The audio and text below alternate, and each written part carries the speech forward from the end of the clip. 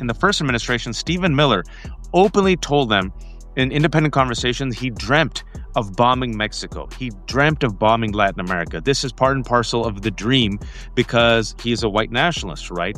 And so they want regime change. It's part and parcel of Project 2025. They want to stop drug traffickers, which is why Donald Trump just pardoned a drug trafficker, but I digress.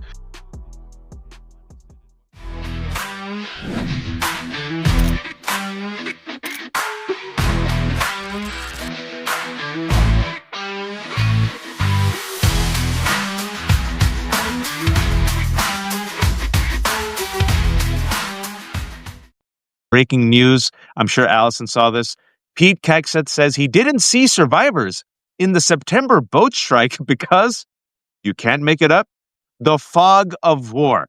We're going to get into all of it, but I'm here with Allison Gill of Mueller, She Wrote, and she has a fantastic anti-capitalist Black Friday sale that is just awesome. So before we get into it, I shamelessly wanted to promote that. Allison, can you please talk to us about it?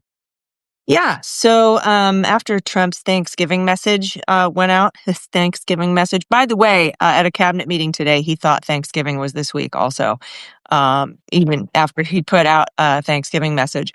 But it was super racist. It was basically ethnic cleansing, remigration, and reverse migration, which is ethnic cleansing. And I immediately felt like super gross and that I wanted to boycott this government somehow, that I'm not already doing. But I can't not pay taxes because I'll go to jail and it'll cost me a bunch more money.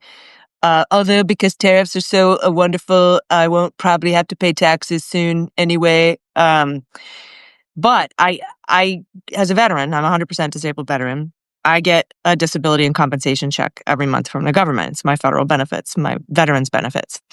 And what I've decided to do this year for Giving Tuesday is to donate the entire year's worth of veterans benefits to the people and communities that this administration intends to harm. Immigrants, LGBTQ plus community are two big examples. And the reason I can do this is because of y'all. So I'm doing a 25% off Bad Capitalist sale. All my content's always free.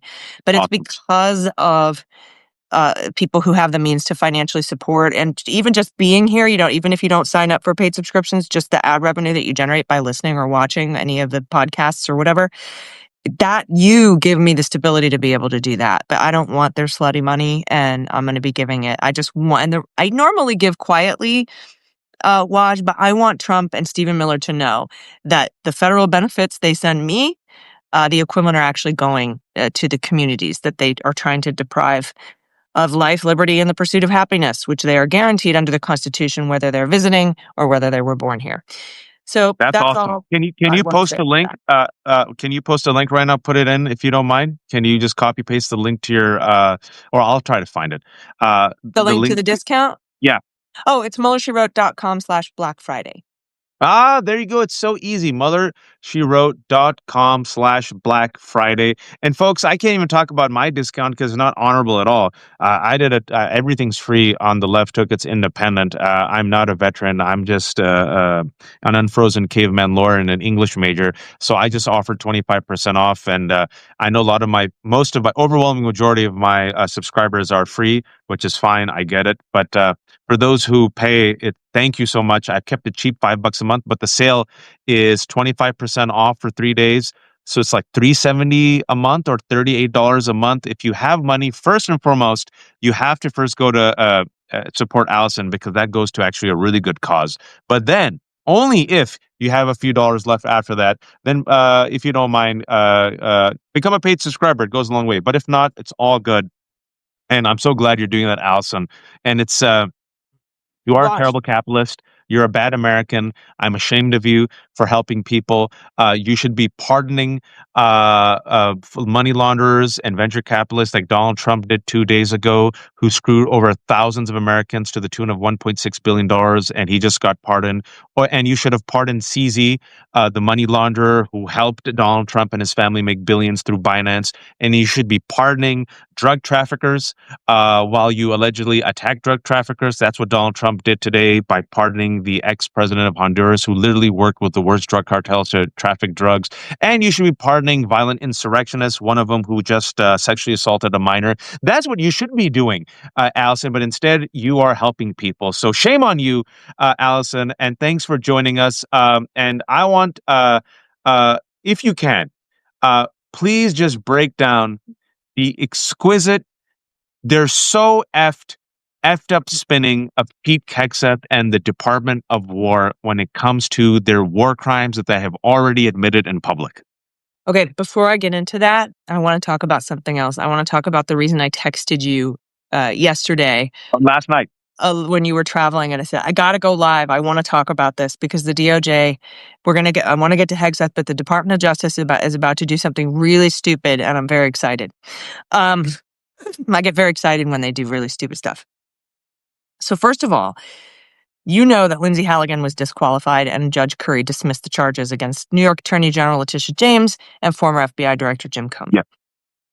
Now, in order to appeal that ruling, there's not a lot of argument. It doesn't take much. It's a one-page notice of appeal, and they haven't filed it yet. So people were starting to wonder, are they not going to appeal? And Politico actually got some reporting from two sources that says the government is thinking about foregoing an appeal to ask new grand juries to indict these charges again. And I love this for them because there's several things. First of all, they have to find prosecutors willing to do it. And if you remember, Lindsay Halligan had to go all the way to North Carolina, to find two lawyers willing to sign on to this. And they're even seeming very reluctant. So they have to find a prosecutor willing to do it. So Pamela Bondi could appoint Lindsay Halligan a special counsel to maybe investigate these cases and send her back in front of the grand jury. But then we have the problem of Comey's statute of limitations, which has expired. And so that's a problem for them. And they would need to get a proper warrant. So in order for Lindsay Halligan to cure all the problems with this case, besides the fact that she was unlawfully appointed, she's going to, first of all, not have to tell the grand jury that the Constitution says some shit that it doesn't say. But second of all, she's going to have to go back and cure the problem that she didn't get a warrant for the evidence at the core of her case, which are these emails from Daniel Richmond to Comey and back and forth that were seized under 4 different search warrants from 2017 to 2020. But there's a big problem with that because Daniel Richmond has just sued the Department of Justice to get all that stuff back because it came out in the Comey case that warrant was like narrow, but they seized a bunch of broad stuff that wasn't part of that warrant. And in Comey's case, they went through all of it without a warrant. And so even the stuff that they thought they could get without a second warrant, the stuff that was available from the first warrant, there was a bunch of stuff that the Department of Justice was supposed to destroy that wasn't subject to that warrant that they got back in 2017, 2019, and 2020. 4 different warrants. So now Daniel Richmond is suing to destroy and get that stuff back because it was illegally seized and it violated his Fourth Amendment rights. So we're on like double and triple Fourth Amendment hearsay rights now as we get up to the Comey problem. So we have that problem. And then with the Tish James case where the statute of limitations hasn't expired, we now have proof. We have seen the mortgage documents that show that she signed for a rider for a second home and that she followed those rules. She didn't have a management company. Her relative was staying in the home. She did stay in the home. She didn't collect rents the whole time. So she actually followed the rules from Fannie Mae about what a second home is. So if Lindsay Halligan wants to go back and try to get those charges, the whole world kind of knows now that she didn't do anything wrong, and it's going to be real hard. And so I envision them going to a grand jury, getting a no bill, going to a grand jury, getting a no bill, maybe trying 2 or 3 different grand juries, which is going to be hugely embarrassing for them. And one other problem with the Letitia James case, just like Daniel Richmond's suing the government for the Comey stuff, Eric Swalwell is suing Bill Pulte for illegally seizing his mortgage documents. And so that is being litigated right now. They're acting like the only problem with these cases is that Lindsay Halligan wasn't appointed properly. There's vindictive selective prosecution, Bronston literal truth defense, misconduct in the grand jury, the fact that no crimes were committed. She might actually have to have a grand jury vote on an indictment, which she didn't do in the Comey case. It will fall apart. It will be hugely embarrassing. And I really hope that they try it. So I wanted to bring that up before we got into the Hegseth stuff, because it's just going to be hugely, hugely embarrassing for them if they try. And because it would be a great Christmas present for me, to watch them try to do this again and have it completely fall apart. It was the rare time I was thinking about it. I think it was the only time I said no, because usually back and forth at ungodly hours, I asked Allison, and she literally twice at least has crawled out of bed and said, "Okay, fine." And then yesterday, I was so proud of myself because I had just come back with my family. Everyone was a little sick. We came back from a trip. It was like 10 p.m. and Allison was like, "Let's go on," and I was like, "One, two, but." For once, we'll unpack and relax. And then I felt guilty. So thank you, Allison. And I hope you weren't offended. And I think, like, quietly, I'm like, Allison no longer respects me. She's probably like, oh my gosh, no. I was very she's like proud of you. weakling.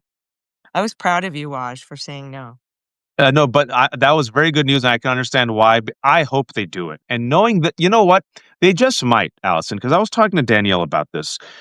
This administration to me in the past week, what I've noticed, and it tracks with Donald Trump, and it tracks with wannabe fascists and white supremacists, is they're like cornered New York sewer rats. And instead of admitting that they're wrong, their ideology was wrong, their people are incompetent, their narrative is wrong, their plan was wrong, they would rather burn down everything, including themselves. If they're going down, you're going down. That's always been the Trump motto, right? I won't just go down honorably on my sword. I'll bring the entire country down. And Mary Trump has said this about Donald. He's a sociopath. He's like that villain in Christopher Nolan's movie Tenet. If Kenneth Branagh, the villain, spoiler alert, he says, "Well, I'm dying. Well, because I'm dying, all of humanity should die with me." And you're seeing this right now. They're negative double digits on the economy, negative double digits on immigration, negative double digits on Epstein, the lowest favorability rating he's ever had. He's hovering around 36. I think he's going to go lower. Now AI, shocking. The bubble seems to be somewhat popping. Crypto, shocking. The bubble seems to be somewhat percolating, right? Everyone realizes, oh my God, things are going to get worse. We still haven't talked about the big, beautiful bill, which is going to gut Medicaid to help billionaires get permanent tax cuts, right? Instead of saying, let's roll back, they're going all in. And what they're going all in on, and I'm sure you've followed it like me because we're masochists, is xenophobia, white supremacy, and racism. Folks, I say this without hyperbole. They've gone full Groyper, full neo-Nazi. Remigrate is a word only used in white supremacist circles. It has been tweeted twice by the DHS.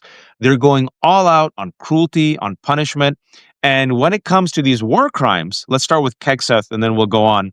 As we've been talking about, folks, keep your focus on these strikes against Venezuelan fishermen. We're like, these were war crimes. Allison and I have talked about it, right? Particularly that second strike, because while the first strikes are obviously extrajudicial murder as well, that second strike is so egregiously obvious because it is used as an example in law of war manuals for the Department of Defense.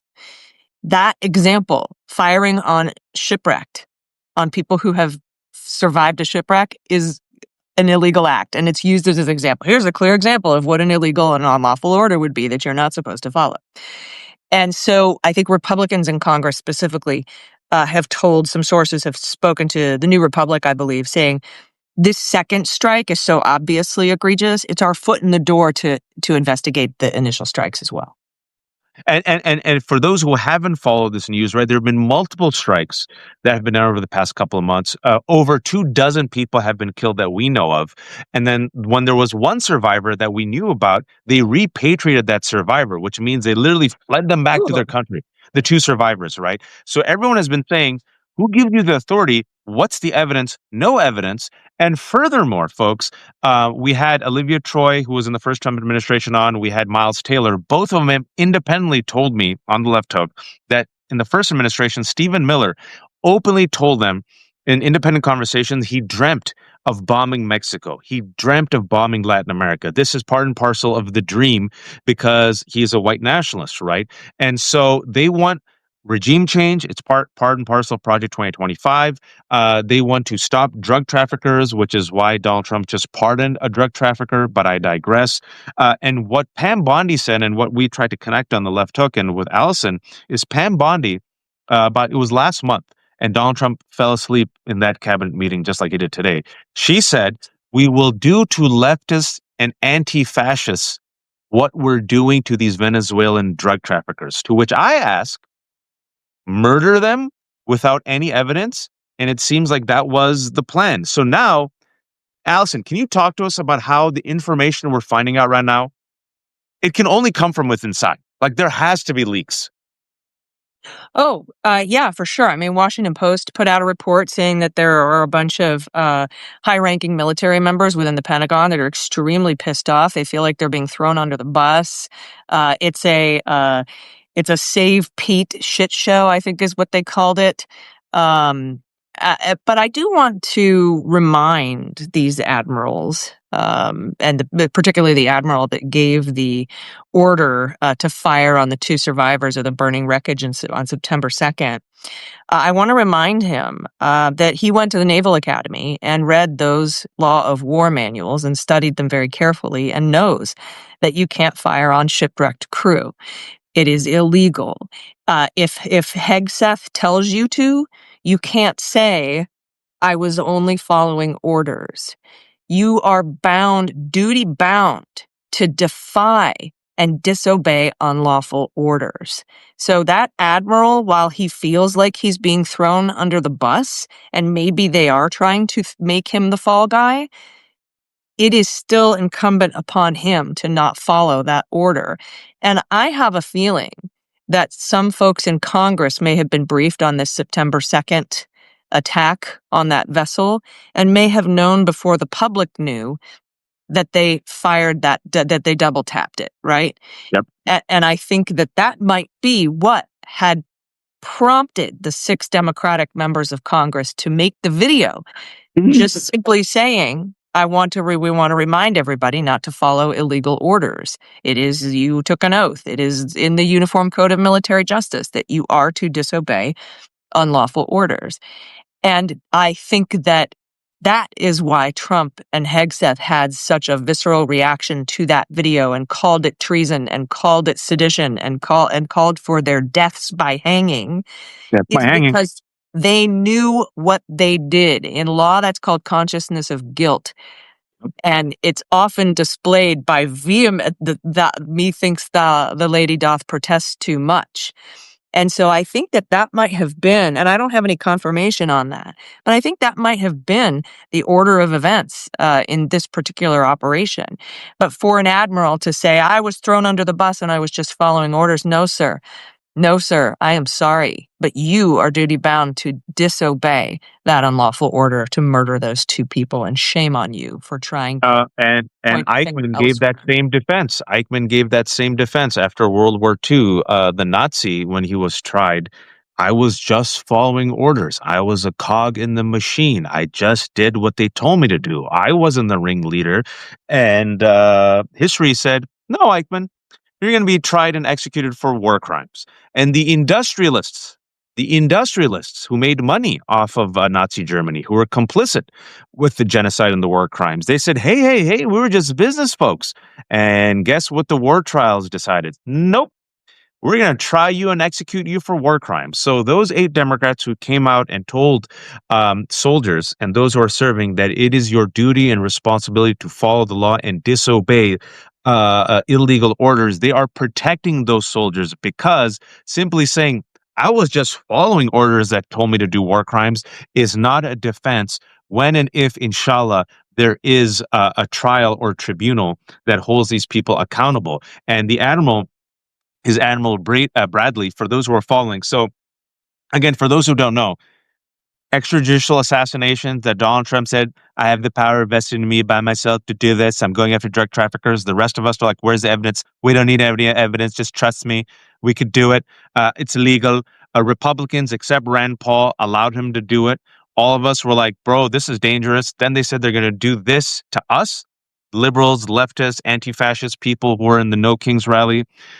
This started leaking more and more. All these leaks must have come from the inside, like Allison said. Those Democrats came out. Then we had that Afghan national shooting suspect. And what did they do? Y'all remember? They immediately blamed the Democrats, the 8 Democrats, and said, you're responsible for this. Then they blamed leftists. They did the same thing they tried to do with Charlie Kirk. They so effed up on this. Then they said, oh shit, he got asylum during the Trump administration. Oh shit, he worked for the CIA and was radicalized during the Zero Unit. They're so incompetent. Pete Keksa, we literally have him on tape, like being proud and talking about, we don't care. We're going to like just, go after the criminals. I ordered the second strike. And now I realized, oh shit, I think I just admitted to a war crime. It was Admiral Bradley who did it. And as an hour and a half It was ago, the fog of war. I couldn't see them. It was the fog of war. hour and a half ago, fog of war. Then he said that you reporters wouldn't understand that in your air conditioning offices in Washington. Sir, you are sitting in a makeup room that you built in the Pentagon. So is the fog of war from all of the face powder? Is that why you can't see? I don't understand how he's sitting there in his ivory tower accusing journalists of not understanding the fog of war. Dude, that guy, and we have to start thinking about, you mentioned a tribunal to hold these people accountable. We have to stop thinking about that as some weird abstract thing that's going to happen at The Hague or at the UN. The tribunal will happen in our Congress when we win our Congress back. Inshallah. Because I hope so. If you think about it, first of all, the DOJ, Pamela Joe is not going to do anything. Okay. If we win the White House back and we get a new attorney general, Trump is going to pardon all of these people. Okay. So they're not going to be held accountable that way. And we aren't signatories on the Rome Treaty, the Rome Law, which is what makes you subject to the jurisdiction of the International Criminal Court. So when people say send them to The Hague, United States officials cannot be tried at The Hague. We aren't signatories. So what we need to look for is members of Congress and senators who run on accountability and holding the tribunals themselves. And also, they can set their own rules when you have the majority in Congress. So that can change. They have inherent authority to hold people in contempt as well.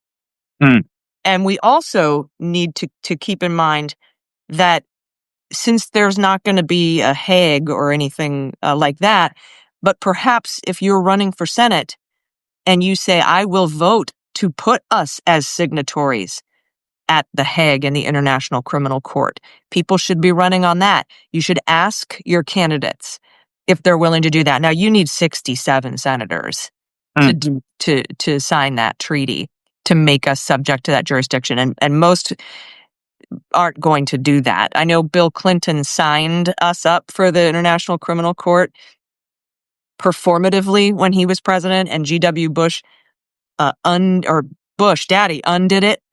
But that actually didn't have any teeth either, because it has to either be, a treaty has to be ratified by a majority of the states or by 67 senators. So we have to look for that. We have to look for people who, it's going to happen in Congress. That's the only place that it can really happen, I think, if you ask me.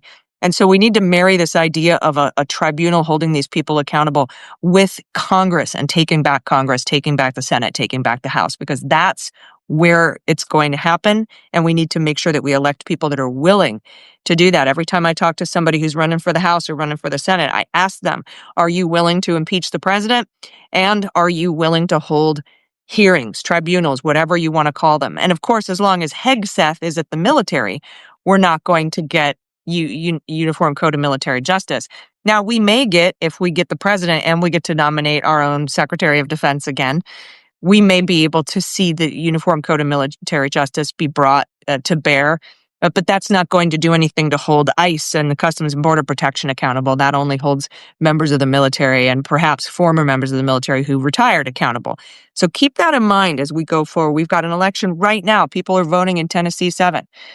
It's so very important if you're in line by the time the polls close at 7 p.m. that you stay in line, and that that's one of the states where you get to vote if you stay in line. So that's my little soapbox moment for the day about accountability. I love that soapbox moment. And for those who know, Afton Ben is in this district in Tennessee. And folks, I don't know if she'll win, but the fact, even if she loses within 5 points, there's a reason why there is DEFCON 1 happening in the right wing. For those who haven't been following this, that district which she's running in, it's a special election. Like Allison said, voting's today. If you're in Tennessee, please stay in lines until 7 p.m. It's a plus 22 Trump district that has been ruby red. That plus 22 Republican ruby red district in Tennessee is in play for Afton Ben, a Democrat. Literally, she has been within striking distance, within 4 points. So, if she wins, I'll be shocked. But even if she loses within 5 points, Allison, there is a reason why Mike Johnson and Republicans last night were freaked out about this. Can you just talk to us about how, look, you see the signs, but many things are bellwethers. But that to me is an amazing bellwether of how unpopular MAGA is and why they're so desperate and batting down the hatches and going all in, because they see the poll numbers and they see them potentially in a fight for their life in a plus 22 Trump Tennessee district. Yeah, well, you'll remember earlier this year, we had, let's see, when was it? Florida 1 and Florida 6 on April 1st of this year. And those were districts that were won by 35 points or more by Republicans. So it's even more red than this Tennessee district that we're talking about today.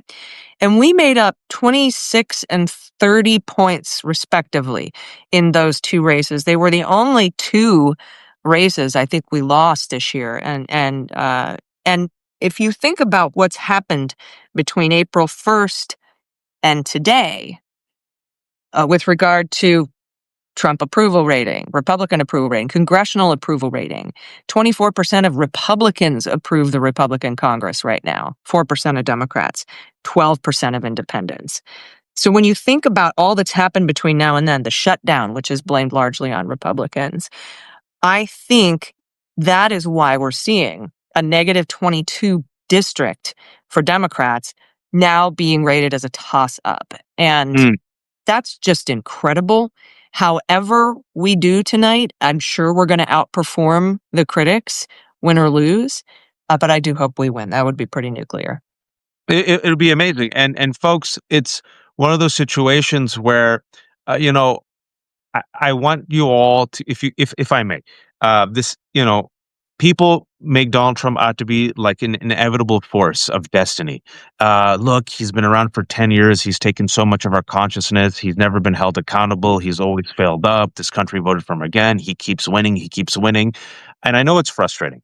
And to me, Allison, he represents, like I was just telling Danielle, he's American as apple pie and slavery to me. He represents America's two enduring sins in the flesh: racism and greed, capitalism and white supremacy in the form of Donald Trump wrapped in whiteness, wealth, and celebrity. But at the same time, you see the weakness, the toxic poison, if you will, insecurity and fragility of these individuals. You see him literally falling asleep.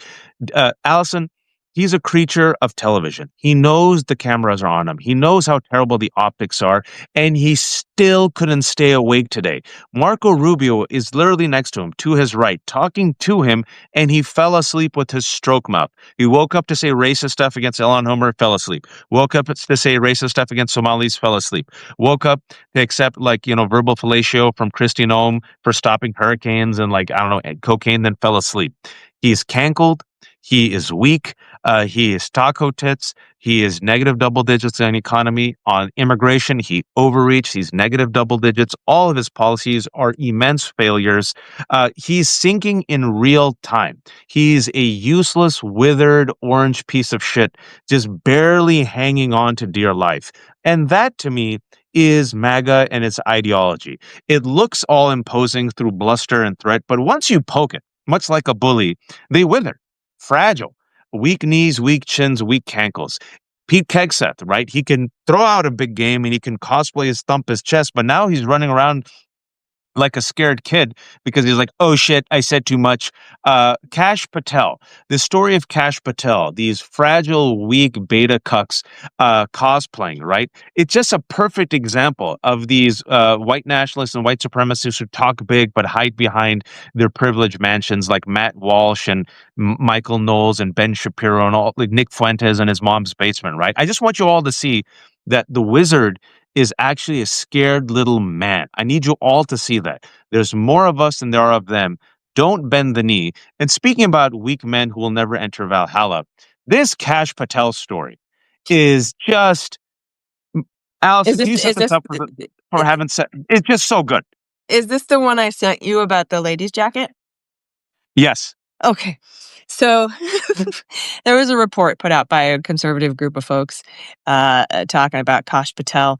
And apparently when he flew to Provo, Utah, during the investigation aftermath of the shooting at the school shooting that resulted in Charlie Kirk's death, he wouldn't get off the plane unless he had an FBI jacket, right?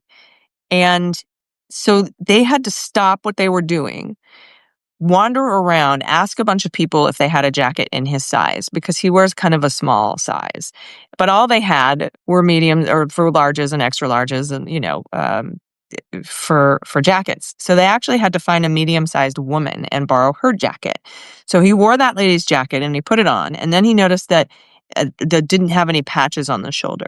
So he forced a couple of SWAT guys to take their patches off of their jackets and put them on his jacket so that he had these patches. Talk about gender affirming care.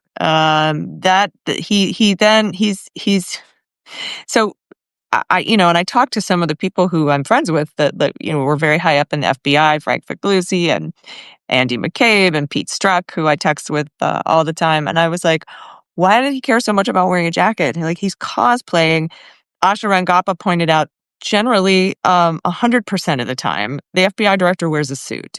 So I'm not sure why he wasted everybody's time on this plane, refused to disembark unless he had a jacket with some patches on it, but there were none that would fit him, so he had to wear a lady's jacket. And I think that's, it's fine wearing a lady's jacket, but I think it's important because they're so weak, because they're so misogynistic, because they pretend to be alpha men. We have to stress to mock them that he could only fit in a medium woman's jacket. Not that there's anything wrong with the medium woman's jacket, but it destroys them. And folks, a report came out yesterday in The Guardian that Cash Patel is, quote, internally paralyzed by fear. 24 FBI sources describe the organization under his leadership. He has no experience in law enforcement, no experience in the FBI. He's a lawyer who then became a conspiracy theorist and lives in the anus of Trump. The organization under his lack of leadership is a, quote, rudderless ship. Furthermore, the leaks are coming out, and these leaks that have come out, they're not just leaks about his incompetence. They also call him Make-A-Wish FBI director, which is just, amazing. But not only that, folks, these leaks have come out in the past couple of weeks. We've talked about it.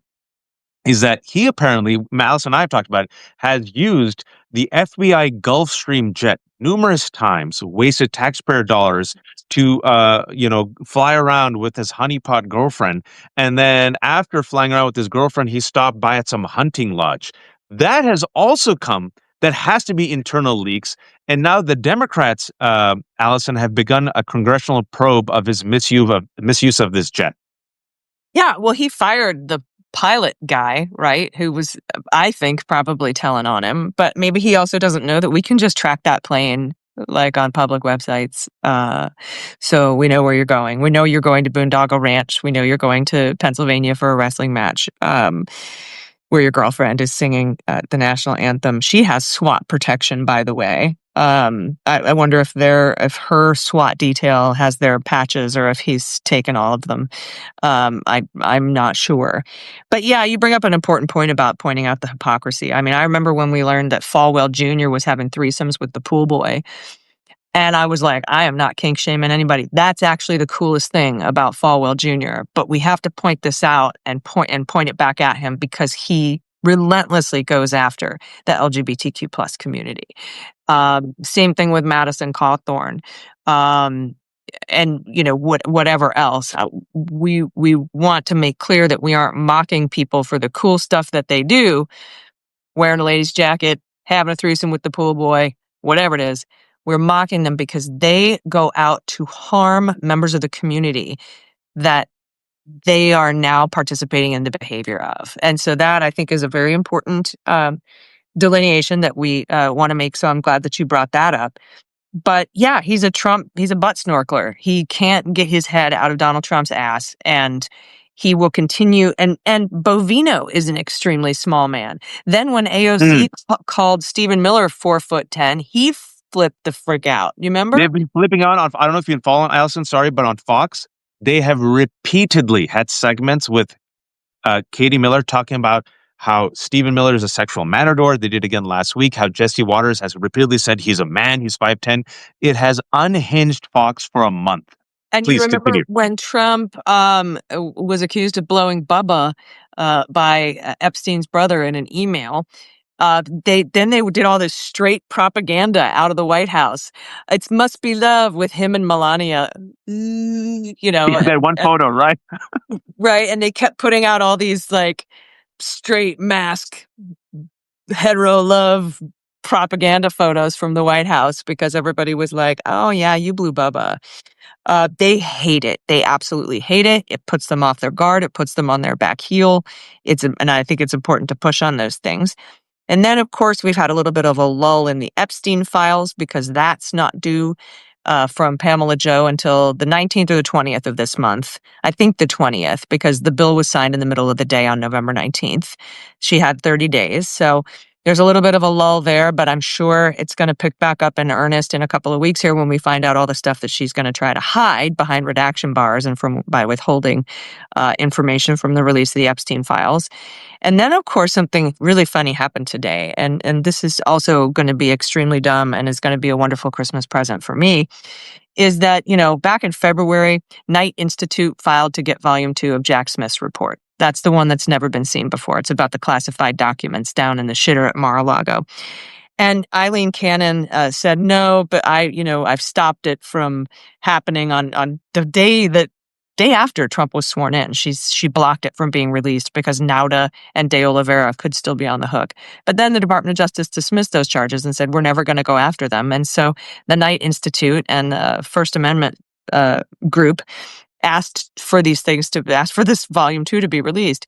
And nothing had happened for the last 8 months. So the Knight Institute went to the 11th Circuit and said, hey, I would like a writ of mandamus. I would like you to order Judge Eileen Cannon to shit or get off the pot. And they did. And they gave her 90 days to resolve the matter, to either rule on their motion to release the Volume 2 or to deny it. And today, Donald Trump, because my first thing was she's going to try to delay this, right? She's going to have hearings and she's going to set up a 6-month back and forth about what's privileged information. And she's just going to delay. But the 11th Circuit, conservative 11th Circuit, was very specific. You have 90 days to resolve this matter and rule on it. So, and that expires January 2nd.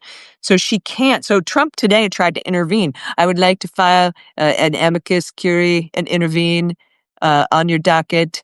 And I assume in an effort to try to delay the inevitable, because I feel like the 11th Circuit wants to release this because the whole entire case is over now.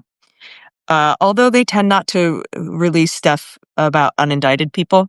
But regardless, he's trying to intervene and delay, and she's not going to be allowed to do it past January 2nd. So that's going to be fun to watch as well. But again, if the 11th Circuit rules on releasing this report, they generally don't allow you to see stuff about uncharged people. And all three, Trump, Walt Nauta, and De Oliveira, are uncharged people. So we'll see how that ends up shaking out. But I'm kind of excited for these deadlines.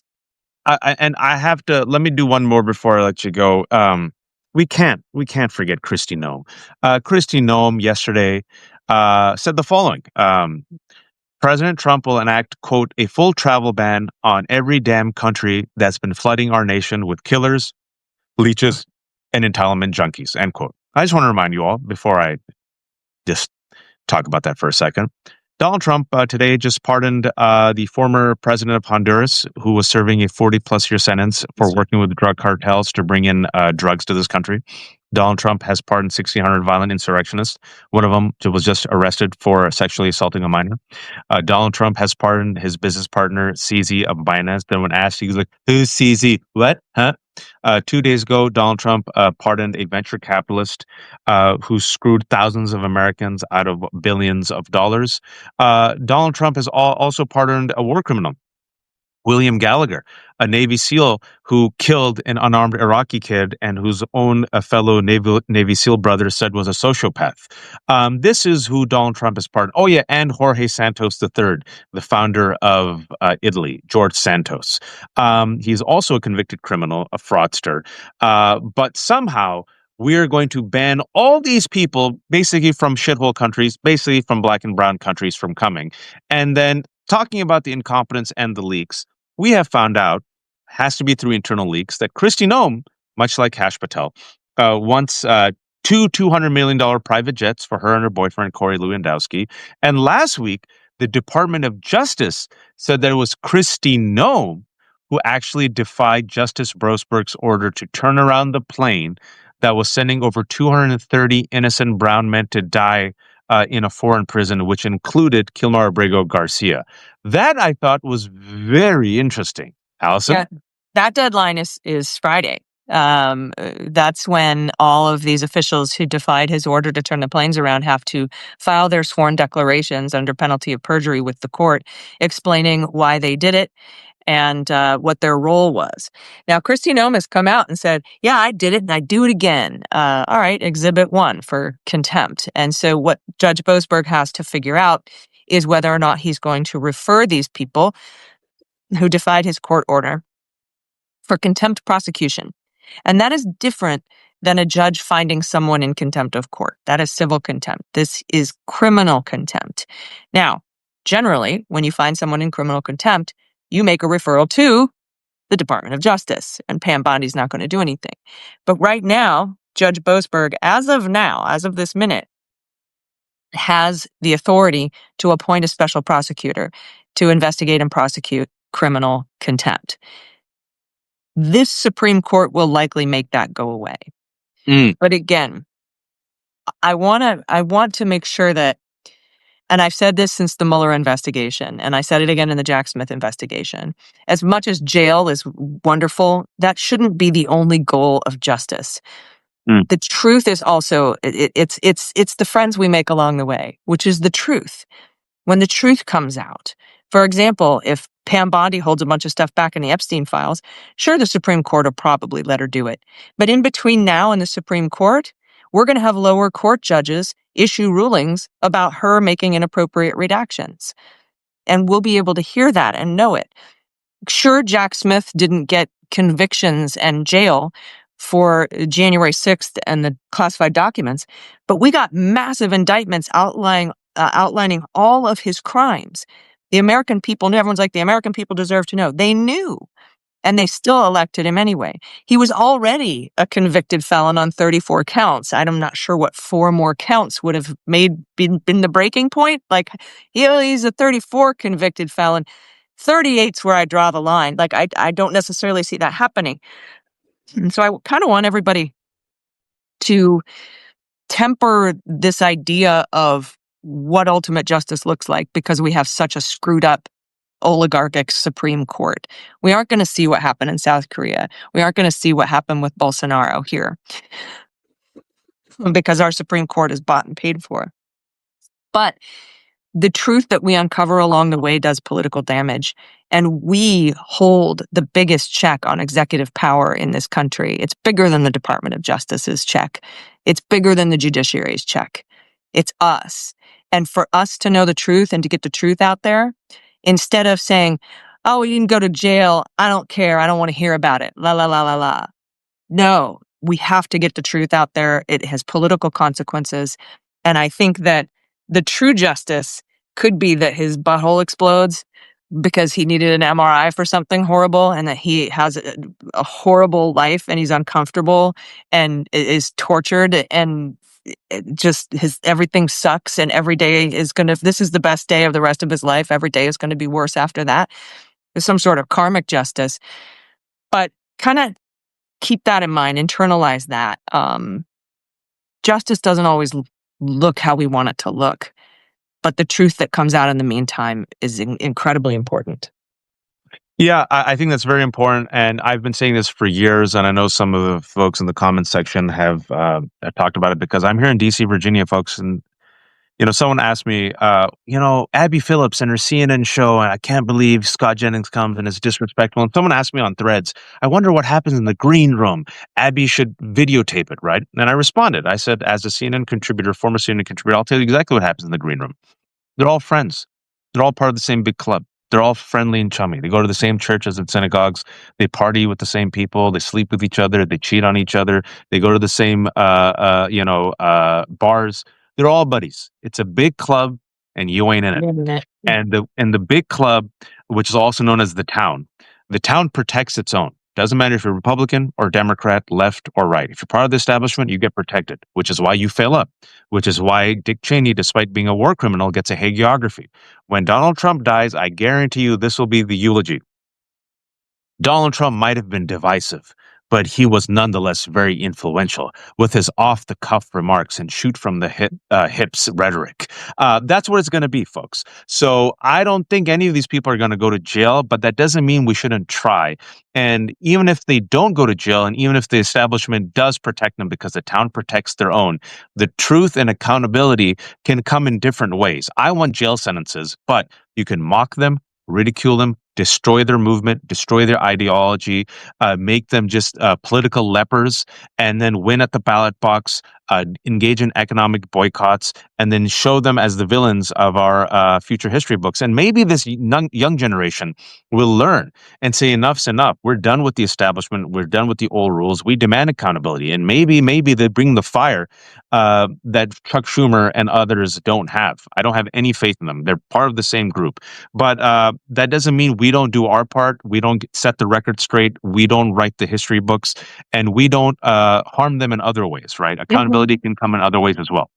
And if you get out after the primaries, if the person who's running as the Democrat in your district or in your state wins, and it's not the one you wanted to win, it's not as a progressive a candidate as you wanted, or it's somebody who takes money from PACs, or it's somebody who's in the club, you got to remember that even if you hate that particular Democrat, if you elect that Democrat and you help get a majority into the Senate or in the House, then the good Democrats and the progressive Democrats can get work done. They can get subpoena power. They can take the committees. They can do the investigations. So you might have a handful of Democrats that aren't your fave, but it helps if they're part of the majority, then you can help, at the very least, give subpoena powers to the committee. Even if that Democrat like Fetterman votes shitty all the time and is awful, if he helps, if his presence puts you over 51, then you have subpoena power by the awesome Democratic senators. And that is something important to keep in mind. And that's why we shouldn't sit out elections or withhold our vote because our Democratic representative that won the primaries doesn't jibe with all of our values and our progressive values. And so I just kind of want to make that point because these tribunals are going to come through Congress and we need the majority in Congress to get them.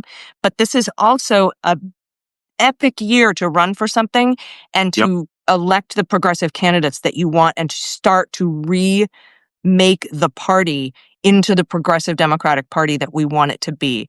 And it doesn't happen all at once because especially in the Senate, those terms are staggered.